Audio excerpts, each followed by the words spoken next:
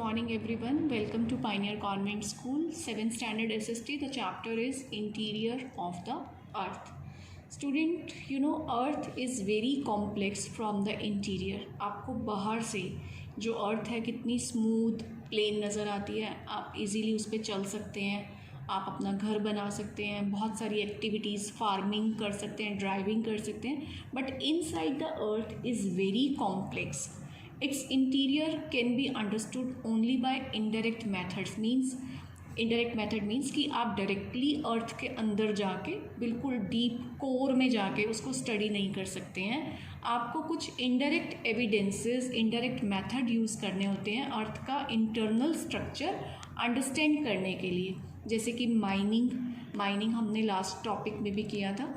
Mining means earth के अंदर से जो मिनरल्स का एक्सट्रैक्शन होता है उसे माइनिंग कहते हैं. मिनरल्स निकलते हैं अर्थ में से तो अर्थ की इनसाइड नेचर हमें समझ में आती है कि अर्थ के अंदर क्या क्या है, या ग्रेविटेशन अर्थ का कितना है जिसका पुल है. प्लस कुछ सीस्मिक एक्टिविटीज़ होती हैं जैसे कि अर्थक्वेक आ जाना या वॉल्केनोज़ का इरप्ट हो जाना. Volcanoes, I hope you understand, ज्वालामुखी का फटना, अर्थक्वेक, भूचाल आना. तो उससे कुछ एक्टिविटीज़ से हमें अर्थ के इनसाइड स्ट्रक्चर की नॉलेज मिलती है. Now earth is made up of several layers from surface till the core. Means surface से लेके, अपर साइड से लेके कोर तक, इन साइड तक अर्थ में बहुत सारी लेयर्स होती हैं. You can see the colour, assumed colour, ये मतलब एज्यूम किए गए हैं, ऐसे कलर्स नहीं होते हैं वहाँ पे. तो इस टाइप की लेयर्स होती हैं. जैसे अनियन होता है उसकी बहुत सारी लेयर्स होती हैं, ऐसे अर्थ की भी बहुत सारी लेयर्स और बहुत सारे नेम्स भी हैं. बट मेनली हम अर्थ को जो स्टडी करते हैं हम 3 लेयर्स में स्टडी करते हैं. One is the crust, mental and core. ये हमारी बिल्कुल अपर लेयर है, सरफेस लेयर. ये उससे नीचे का लेयर हो गया मेंटल, और कोर बिल्कुल सेंटर ऑफ द अर्थ. तो we will study about crust first of all. This is the outermost solid layer of the earth. मतलब कि जो अर्थ का सरफेस है वो सॉलिड है, उस लेयर को हम क्रस्ट कहते हैं. This is the thinnest layer of the earth. Earth की सबसे थिन लेयर है. मीन्स इसकी जो विड्थ है वो मेंटल से और कोर से काफ़ी कम है. Least dense of all the layers. सारी लेयर्स, तीनों लेयर्स में से सबसे लीस्ट डेंस है, बहुत कम थिक है. And brittle in nature. Brittle होता है जिसको ईजीली हम ब्रेक कर सकते हैं. फॉर एग्जांपल अगर आपको अर्थ पे डिगिंग करनी है तो आप कर लेते हो ना, लेकिन अगर आप सोचो कि हम मेंटल में जाके डिगिंग कर लें या कोर में जाके डिगिंग कर लें तो वो इतने ब्रिटल नहीं है. Those surfaces, mantle and core, are very hard. But जो क्रस्ट है that is brittle in nature. आप उसे डिगिंग कर सकते हैं, ब्रेक कर सकते हैं. जो थिकनेस ऑफ द क्रस्ट है that varies under the ocean and the continental area. हमारा पूरा अर्थ 2 पार्ट्स में डिवाइड होता है. Continental means land body, ocean means water body. तो बेटा ओशन के नीचे भी जब आप बिल्कुल सरफेस पे पहुंचते हो तो एक बेड आ जाता है जिसे हम ओशन बेड कहते हैं, और वो सॉलिड होता है. ठीक है, तो ओशन के नीचे वाला जो एरिया है, जो सॉलिड एरिया है, वो भी क्रस्ट है. और जो कॉन्टिनेंटल, जो जहाँ पे कॉन्टिनेंट्स डेवलप हुए हैं, जो लैंड एरिया है, वो भी क्रस्ट है.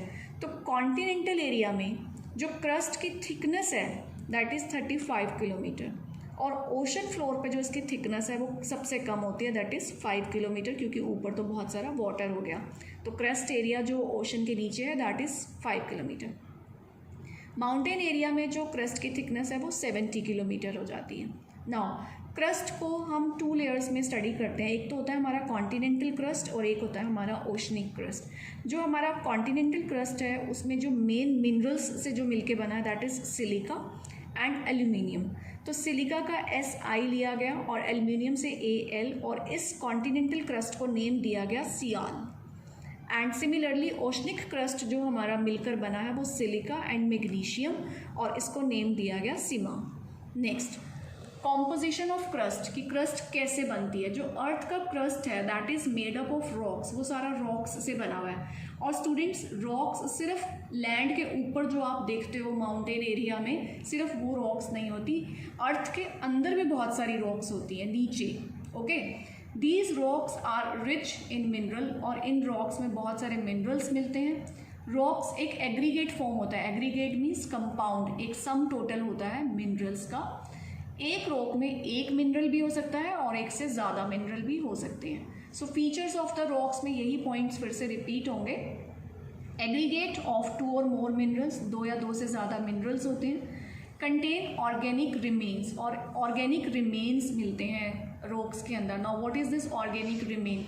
कभी कोई अर्थक्वेक आ गया, कभी वॉल्केनिक इरप्शन हो गया, तो जो ह्यूमन बॉडीज़ या डेड प्लांट्स, डेड एनिमल्स जो अर्थ के नीचे बहुत लंबे टाइम तक दबे रह जाते हैं, उनको हम ऑर्गेनिक रिमेन्स कहते हैं। मीन्स प्लांट्स और ह्यूमन और एनिमल बॉडीज़ के जो बचे हुए पार्ट्स हो गए, उनको हम कहते हैं remains and organic. Do not have specific chemical composition. Rock का अपना कोई केमिकल कॉम्पोजिशन नहीं होता। क्यों नहीं होता? रॉक्स में बहुत सारे मिनरल्स होते हैं, मिनरल्स का केमिकल कॉम्पोजिशन होता है, लेकिन एक रॉक में बहुत सारे मिनरल्स मिक्स्ड फॉर्म में होते हैं, तो रॉक का कोई स्पेसिफिक केमिकल कॉम्पोजिशन नहीं होता है, क्योंकि किसी रॉक में कोई 2 मिनरल्स हैं, किसी में 4 मिनरल्स हैं, तो उसका एक फिक्स कॉम्पोजिशन डिसाइड नहीं किया जा सकता। And further we will study types of rocks, कि कितने तरीके की रॉक्स होती हैं। आपने अपनी जूनियर क्लासेस में भी स्टडी किया, मेनली 3 टाइप्स की रॉक्स होती हैं, इग्नियस, सेडिमेंट्री, मेटामॉर्फिक। इग्नियस जो वर्ड है, ये एक लैटिन वर्ड था इग्निस, उससे बना है। इग्निस का मीनिंग होता है fire, means heat. Now we will study की फॉर्मेशन ऑफ इग्नियस रॉक्स कैसे हुआ।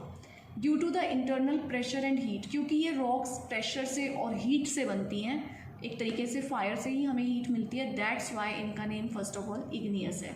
Now due to internal pressure and heat the rock inside the earth, earth के अंदर जो रॉक्स होती हैं वो मेल्ट हो जाती हैं और which is pushed out of the surface, और एक टाइम के बाद वो सरफेस से बाहर आती हैं वॉल्केनिक इरप्शन के थ्रू। ये जो मेल्टेड रॉक्स होती हैं, इनको हम कहते हैं मैग्मा। ये जो मैग्मा है, जब ये मेल्ट होता है, जब ये अर्थ से बाहर निकलता है, तो सॉलिडिफाइड्स, ये सॉलिड कन्वर्ट हो जाता है ईदर ऑन द सरफेस, या तो अर्थ के सरफेस पे बाहर आने के बाद, और अर्थ के अंदर भी। तो 2 टाइप की रॉक्स बनती हैं इस मैग्मा से। एक तो होती है extrusive igneous rocks, the rocks which are formed due to solidification of magma on the surface of the earth. जब वॉल्केनिक इरप्शन होता है, आपने मैग्मा को निकलते हुए देखा होगा। वो मैग्मा जब अर्थ सरफेस पे गिरता है और जब सॉलिडिफाई हो जाता है, फिर से सॉलिड में कन्वर्ट हो जाता है, तो वो जो रॉक बनती है वो अर्थ के सरफेस के ऊपर बन रही है, इसलिए उसको एक्सट्रूसिव इग्नियस रॉक्स कहते हैं। लेकिन कुछ मैग्मा बाहर नहीं निकलता, वो अर्थ के अंदर ही कूल हो जाता है, अर्थ के अंदर ही सॉलिड हो जाता है, और अर्थ के नीचे ही वो रॉक फॉर्म में कन्वर्ट होता है। तो जो rocks are formed due to the solidification of lava inside the earth, वो अर्थ के अंदर ही बनता है, उसको इंट्रूसिव इग्नियस रॉक्स कहते हैं। इनके एग्जाम्पल्स हैं granite, gabbro, basalt and rhyolite. ये हमारे इग्नियस रॉक्स के example. Now we will study sedimentary rocks. Sedimentary word एक लैटिन वर्ड सेडिमेंटम से बना है, जिसका मीनिंग होता है सेटलिंग। किस टाइप की सेटलिंग होती है, which I will explain now. Igneous rock हमने अभी स्टडी किया, जब उसके ऊपर विंड्स, ग्लेशियर, एयर और वाटर की वजह से विदरिंग होती है, तो वो छोटे छोटे फ्रेगमेंट्स में, पीसेस में डिवाइड होती है, ब्रेकिंग स्टार्ट हो जाती है। ये जो छोटे पीसेस हैं, दीज आर ट्रांसपोर्टेड, एक जगह से दूसरी जगह पर चले जाते हैं। कैसे? With the help of wind और with the help of flowing water.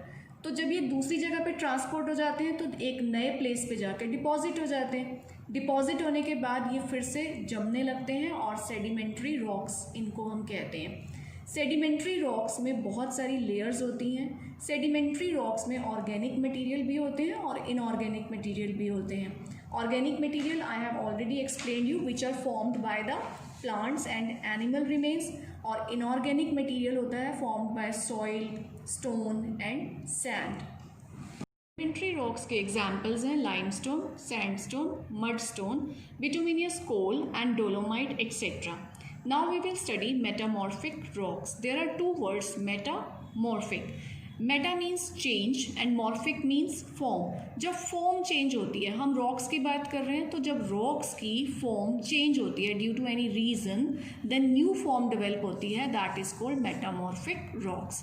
Original rocks undergo changes. Original rocks में कुछ चेंजेस होते हैं, पार्टली कम चेंजेस भी हो सकते हैं, होली, और पूरे चेंजेस भी हो सकते हैं। चेंजेस किस में होते हैं? उसके टेक्सचर में और मिनरल कॉम्पोजिशन में, कि किसी रॉक का मिनरल कॉम्पोजिशन चेंज हो गया। टेक्सचर मीन्स उसका शेप और उसका जो मटेरियल था वो चेंज हो गया।